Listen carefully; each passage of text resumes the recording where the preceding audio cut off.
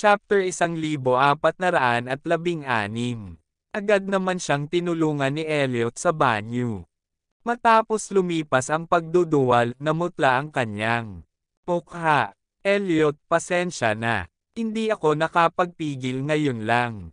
Pinunasan ni Rebecca ang mga butil ng tubig sa kanyang mukha gamit ang isang tuwalya at pagkatapos ay nagtanong, sino ang kausap mo sa telepono kanina? Ano ang nangyari? Mukha kang masama. Hindi mo kailangang laging humingi ng tawad sa akin. Umakbang si Elliot patungo sa sala. Sinundan siya ni Rebecca sa sala.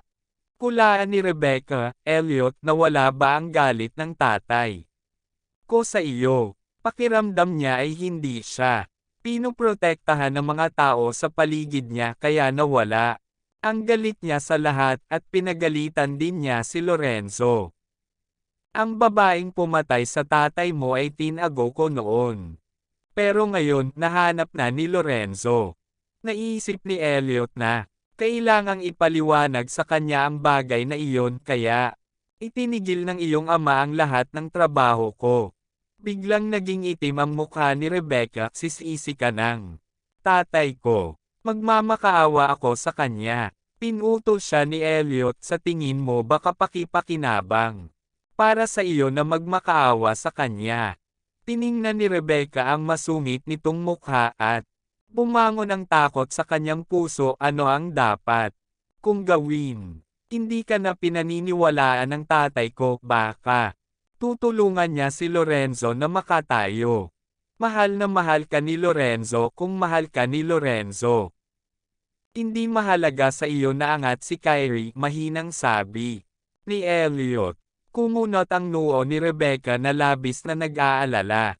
Elliot, asawa kita. Hindi ako papayag na tretuhin ka ng ganito ng tatay ko. Itinago mo ang babaeng iyon dahil lang sa mabuti ang puso mo at hindi mo kayang pumatay. Tulad nila, itinama siya ni Elliot, nagkakamali ka. Iniligtas ko ang babaeng iyon dahil hindi siya nararapat mamatay. Nanghihinayang pa nga ako na hindi niya pinatay ang tatay mo. Nagulat si Rebecca. Mahina kong sinabi ni Elliot ang bawat salita, Rebecca. Sa kalaunan ay pupunta kami ng tatay mo sa magkabilang panig. Ngayon ay simula pa lamang ng pagkasira ng relasyon. Ako o siya, isa lang ang mapipili mo sa dalawa. Hindi mapipili ni Rebecca ang multiple choice na tanong na ito. Ang isa ay ang lalaking nagpalaki sa kanya at ang isa ay ang lalaking gusto niyang makasama sa buong buhay niya. Sabi ni Elliot, mali ako, hindi masasabing isa sa dalawang pagpipilian. Kung hindi ako kayang patayin ng tatay mo, papatayin ko siya. Pagkatapos niyang mamatay, babalik ako kay Ariadne. Tumulo ang luha ni Rebecca. Elliot, don't go. Huwag mo akong iwan. Kung kailangan mong bumalik sa Ariadne, maaari mo ba akong isama? Isipin mo na lang na iiwan siya ni Elliot at ang puso niya ay parang napunit at sobrang sakit. Hindi gaanong masakit isipin na mamamatay ang kanyang ama. Sa wakas ay sinabi ni Rebecca, sa pagitan ni Kyrie at Elliot, si Elliot ang pipiliin ko. Tinanggihan siya ni Elliot, imposible. Ikaw at ang iyong mga anak ay manatili sa iyong inang bayan. Sasamahan ka ni Lorenzo. Pero ayaw ko kay Lorenzo. Napahagulgol si Rebecca at umiyak. Elliot, kung sayo ang bata sa tiyan mo, hindi ka ba magiging malupit para iwan ako? Elliot, ang bata sa iyong tiyan ay hindi akin. Nabulunan si Rebecca, paano kung sayo? Hindi ko rin ma-assume na yun, di ba? Ang mga mata ni Elliot ay malamig at ang kanyang boses ay mas malamig. Huwag mong dayain ang iyong sarili. Bakit galit na galit ka sa akin? Bakit? Umupo si Rebecca sa sofa at umiiyak. Kinuha ni Elliot ang tissue box at iniabot sa kanya. Rebecca, I don't hate you. Hindi lang kita mahal. Tumigil ka na sa pag-iyak, kain na tayo. Pagkatapos magsalita ni Elliot, kumakbang siya patungo sa dining room. Agad na lumapit ang yaya at pinunasan ng tisyo ang luha ni Rebecca. Huwag kang umiyak, miss. Huwag sirain ang iyong katawan sa pamamagitan ng pag-iyak. Buntis ka ng isang sanggol ngayon, kaya isipin mo ito. Hanggat maayos mong ipanganak ang iyong sanggol, magiging maayos ang lahat. Napatingin si Rebecca sa dining room. Chapter 1417. Umupo si Elliot sa dining chair at tahimik na kumakain. Gaya ng dati, hindi masabi ni Rebecca kung anong magic ang mayroon si Elliot na nagpabighani sa kanya. Gusto niyang sundan siya kahit saan pumunta si Elliot. Gusto niya itong sundan. Pero ayaw ni Elliot sa kanya. Miss, kain na tayo. Ay nalalayan siya ng yaya mula sa sofa. At nagpatuloy, kung hindi, malamig ang pagkain. Mamaya, pagkatapos ng hapunan, maaari kang magkaroon ng magandang chat. Narinig mo ba ang sinabi namin ngayon? Tanong ni Rebecca sa mahinang boses. Tumango si yaya. Rebecca, huwag kang magsalita ng kahit ano. Ang yaya, huwag kang mag-alala, miss, wala akong sasabihin. Adele. Nagsagawa ng press conference ang Tate Industries at opisyal na inihayag na tatanggapin nito ang Sterling Group bilang shareholder.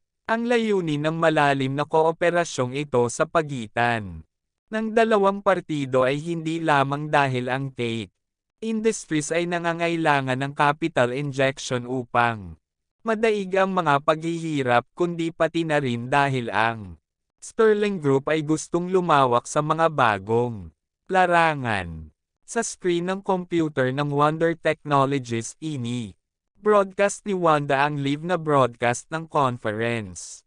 Bilang kinatawan ng Sterling Group, dumalo si Ben Schaffer sa kaganapan. Umupo siya sa upuan ng chairman at malayang nakipag-usap sa harap ng mga reporter sa ilalim ng stage. At umupo si Avery sa tabi niya. Nakangiti. Ms. Tate, kung nandito si Elliot, hindi ko akalain na gagastos si Elliot ng ganoon kalaki para tumulong sa Tate's Industries. Ngayon ang boss ng Sterling Group ay si Adrian, at si Adrian ay isang tanga. Ang lokong ito ay pinaglalaroan ni Avery, assistant sa gilid pag-aralan. Kasama si Wanda. Napakawalang muwang mo. Si Ben Schaffer ay kumakatawan kay Elliot mismo. Malungkot ang mukha ni Wanda at malamig ang boses. Dapat alam ni Elliot ang tungkol dito. Huwag mo akong tingnan na nagsasabing si Elliot ay isa na ngayong putik na bodhisattva na tumatawid sa ilog. Sa ambisyon ni Elliot, baka lumunin niya lahat ng asset ni Kyrie. Biglang tumahimik ang katulong. Kung talagang katulad ng sinabi ni Wanda, hindi na nila malalampasan si Elliot. Tinatayang gagawa sila ng malalaking hakbang sa kinaharap. Diretso ang tingin ni Wanda sa screen ng live na broadcast na pagpasyahan ng mga tao sa Sterling Group na mamuhunan ng pera sa Tate Industries at hinding-hindi nila ito pababayaan na wala ang pera. Boss, gusto mo bang magpulong ngayon para pag-usapan ang solusyon? Tanong ng katulong. Wanda, hintayin mo akong manood ng live broadcast nila. Sa screen ng live na broadcast natapos ni Ben Schaffer ang kanyang talumpati at pagkatapos ay tinanong si Avery na pag-usapan ang susunod na plano sa pag-unlad ng Tate Industries. Ang kamera ay ibinigay kay Avery at ang isang close-up shot ay iginuhit. Nag-makeup ngayon si Avery at napakaganda ng kanyang kutis. Kinawi ang kanyang buhok at nakasuot siya ng itim na unipormeng palda kaya at mature. Kumigop ng tubig si Ben Schaffer pagkatapos ay kinuha ang kanyang mobile phone at nagpadala ng mensahe kay Elliot. Ngayon pipirma siya ng kontrata kay Avery. Mayroon kaming 51 shares at ikaw ang magiging big boss ng Tate Industries sa hinaharap. Elliot, ano ang ugali ni Avery? Binuksan ni Ben Schaffer ang kamera, kinuha na ng retrato ang profile ni Avery at ipinadala ito. She is very happy. Kung hindi tayo magbebenta ng shares, malugi lang siya. Matapos may padala ang mensahe, idinagdag ni Ben Schaffer, ngunit maaari rin niyang piliin na ibenta ang kumpanya. Maaari ring magbenta ng maraming pera. Tiningnan ni Elliot ang profile photo ni Avery na ipinadala ni Ben Schaffer at pinalaki ang larawan. Nakataas ang sulok ng kanyang bibig, maliwanag ang kanyang ekspresyon at mukhang tuwang-tuwa siya. Sa ilalim ng entablado, biglang nagtaas ng kamay ang isang reporter at nagsalita, Mr. Schaffer, nakikita kitang nakikipag-chat kay Elliot. Paano kung kumonekta tayo kay Mr. Foster on the spot at hayaan siyang magpahayag ng kanyang opinyon? Biglang natarante si Ben Schaffer at agad na ibinaba ang telepono. Naputol ang pagsasalita ni Avery at saglit na blanko ang kanyang isip. Chapter 1418. Hindi na si Elliot ang boss ng Sterling Group, hindi mo ba alam ang tungkol dito? Sabi ng isa pang reporter. Ngayon ang boss ng Sterling Group ay tinatawag na Adrian. Gusto mo bang ipahiya si Elliot sa pamamagitan ng paghiling sa isang tao na makipag-ugnayan kay Elliot? Panipi, ay ito. Nakita ko na si President Schaffer ay nagbabalita kay Elliot, kaya naisip ko. Namula ang reporter na nagtanong sa unang tanong. Naisip niya na kahit na ang Sterling Group ay hindi Elliot, sa ibabaw ito ay Elliot pa rin sa pribado. Kung hindi, bakit makikipag-chat si Ben Schaffer kay Elliot sa press conference? President Tate, mangyaring ipagpatuloy ang pag-uusap tungkol sa susunod na layout ng Tate Industries. Tungkol sa pagpepresyo ng mga produkto nito, pati na rin ang mga susunod na isyo sa pag-unlad. Naniniwala ako na ang lahat ay labis na nag-aalala tungkol sa serye ng mga isyo na ito. Ang isa pang reporter ay naglagay ng paksa at bumalik sa landas. Kumigop ng tubig si Avery, inayos ang kanyang mod, at muling sinabi tungkol sa mga dati nating produkto. Ibababa ang presyo. Pagkatapos ng press conference, makikita ng lahat ang mga bagong ibinabang presyo. Naniniwala ako na ang lahat ay labis na nag-aalala tungkol dito. Ang mga susunod na isyu sa pag-unlad ng aming kumpanya. Pagkatapos ng capital injection ng Sterling Group, kukuha kami ng bagong R&D team.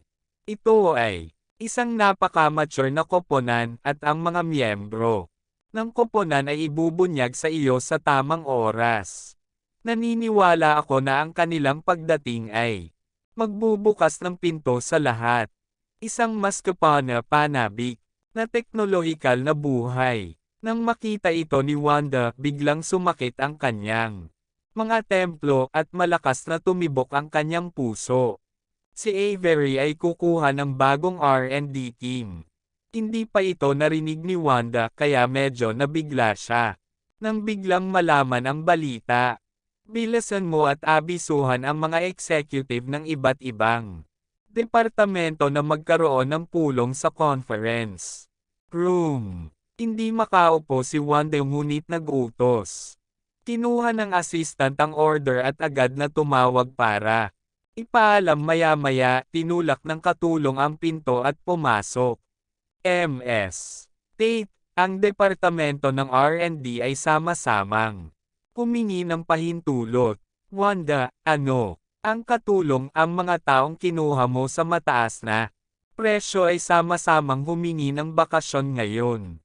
Namutla at obe ang mukha ni Wanda. Napagtanto niya na ang koponan na kinuha niya na may mataas na sweldo ay na-poach ni Avery. Di asterisk man ito. Hindi niya akalain na gagawin ni Avery ang trick na ito sa likod niya. Hindi, walang utak at lakas ng loob si Avery. Dapat ay tinukay ito ng Sterling Group. Sa pagtatapos ng press conference tumunog ang cell phone ni Avery. Inilabas niya ang kanyang mobile phone at nakita niyang tumatawag si Wanda at agad niyang sinagot, "MS. Tate, anong ginagawa mo?" Sumigaw si Wanda, "Kailan ka nakipag-ugnay sa Sterling Group? Nakagawa ka ng isang mahusay na trabaho sa pag-iingat ng mga sikreto. Sa tingin mo maaari kang manalo sa pamamagitan ng pag-poaching sa aking koponan. Haha, ako, si Wanda, ay kayang mabuhay hanggang ngayon, ngunit hindi ako matatalo ng ganoon. Kadali sa iyo. Hintayin mo ako, hindi kita papayagan at ang mga nagtaksil sa akin. Panipi. Tinatamad si Avery na sayangin ang kanyang mga salita sa kanya kaya ibinaba niya ang telepono. Tumatawag si Wanda. Lumapit si Ben Schaffer, nakita niyang bahagyang sumimangot at nahulaan. Avery, oo. Nanood siya ng press conference namin. Kaya galit na galit siya. Huwag kang mag-alala sa kanya. Ipinatong ni Ben Schaffer ang kanyang palad sa kanyang balikat at bahagyang binago ang paksa, "May koneksyon ka ba kay Gwen?" "Avery, bakit mo siya biglang nabanggit?" "Oh, hinatak niya ako sa blacklist. Last time," sabi niya. "Kinaila niya ako pero hindi pa ako nahugot." Si Ben Schaffer ay hinaila sa blacklist sa unang pagkakataon. Ang listahan ay palaging nasa isip ko, bakit hindi mo ako tulungang magsalita tungkol dito at hayaan siyang hilahin ako palabas. Nag-isip si Avery ng ilang segundo at tumango bilang pagsang-ayon. "Gusto mo ba siyang maging kaibigan? Hindi ka ba mahihiya? Kung ayaw niya akong maging kaibigan, pwede ko siyang iwan." Pero kapatid siya ni Elliot kung tutuusin. Natatakot ako na baka magkaroon siya ng anumang kahirapan sa buhay sa hinaharap. Baka matulungan ko siya. Sinabi ni Ben Schaffer ang kanyang intensyon. Chapter 1419. Sige, tatawagan ko siya sa gabi. Biglang naisip ni Avery ang isang tanong, "Ginagago mo ba talaga si Elliot noong panahong iyon?" "Ben, oo. Palihim kitang kinunan ng litrato at ipinadala sa kanya."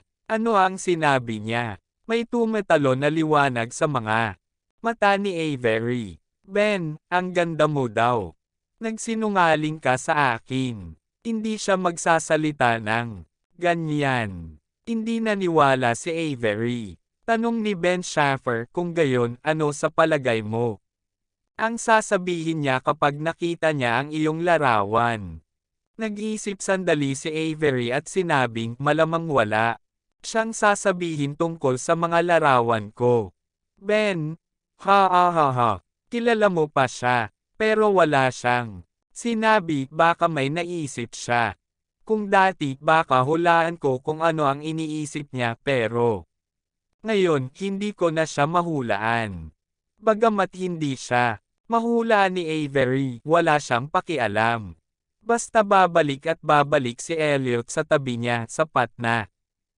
Lumabas ang dalawa sa hotel, sumakay sa iisang sasakyan at sabay na pumunta sa Tate Industries. Yon Roval. Dinala ni Elliot si Rebecca sa piging ng kasal na pinangasiwaan ng pangalawang kapatid. Ngayon ang araw nang isinilang ang apo ng pangalawang kapatid. Pumasok si Rebecca sa banquet hall at pinuntahan ang sanggol. "Elliot, hindi ka pa rin ba pinapansin ni Kyrie?" tanong ng pangalawang kapatid. Tumawa si Nick at sinabing hindi lang niya pinansin si Elliot, hindi niya rin ako pinansin. Pumunta ako sa ospital para makita siya noong nakaraang araw at pinigilan ako. Ni Lorenzo. Tumawa ang pang-apat na kapatid at sinabing, hahaha. Napakatangan yung dalawa. Hindi ko masisisi Kyrie kung bakit kayo galit sa inyong dalawa. Sabi ni Nick, he hates me, I don't care. Anyway, matagal na akong nakipaghiwalay sa kanya. Si Elliot kasi hindi maganda ang pakikitungo sa kanya. Elliot, ganito ang pakikinig ni Rebecca sa iyo kaya hayaan mong tulungan ka ni Rebecca. Ang pangalawang kapatid ay sumandal sa tenga ni Elliot at bamulong ang mga babae ay para gamitin. Kung hindi mo siya gagamitin, hintayin mo si Kyrie. Kung gagamitin mo muli si Lorenzo, sa hinaharap magiging napaka-passive mo. 2 beses na na-hospital si Kyrie, baka mag-will in advance. Buntis si Rebecca ngayon, hindi ko siya mapipilit na gawin ang ganoong bagay, mahina kong sabi ni Elliot. Sa tingin mo hindi kayo magkasundo ni Kyrie, ang sarap. Kaya kung nasa gitna siya, tinapik ng pangalawang kapatid ang kanyang balikat at nagpatuloy, isipin mo. Ang aking panukala, kung hindi ka maaaring maging malupit, matutulungan kita. Magsasalita pa sana si Elliot, unang sinabi ng pang-apat na kapatid, Elliot, huwag kang padalos-dalos sa pagtanggi. Sa pakikitungo kay Kyrie, hindi ka maaaring maging indecisive. Ayaw mo bang bumalik sa Ariadne kanina para makita ang asawa at mga anak mo? Ay drag mo sa ganito. Kapag naka-discharge na si Kyrie sa ospital, mas mababa ang pagkakataon mong magsimula. Niyakap ni Rebecca ang bagong silang na sanggol at nakitang may ilang mga mata na nakatingin sa kanya.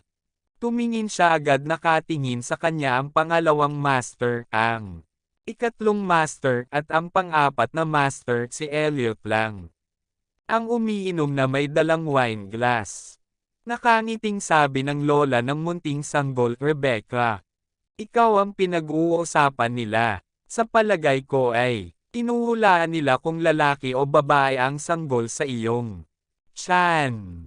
Namula si Rebecca, mukhang hindi masyadong masaya. Si Elliot, panipi. Balita ko may conflict siya sa tatay mo. Rebecca, kailangan mo siyang tulungang magsalita ng higit pa sa harap ng iyong ama, kung hindi siya magiging masaya dito at gusto niyang bumalik kay Ariadne.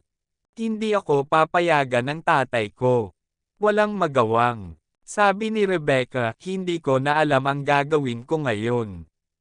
Maliban sa baby sa tiyan ko, parang wala na akong maaasahan. Sinabi ng lola ng munting sanggol, huwag mong isipin.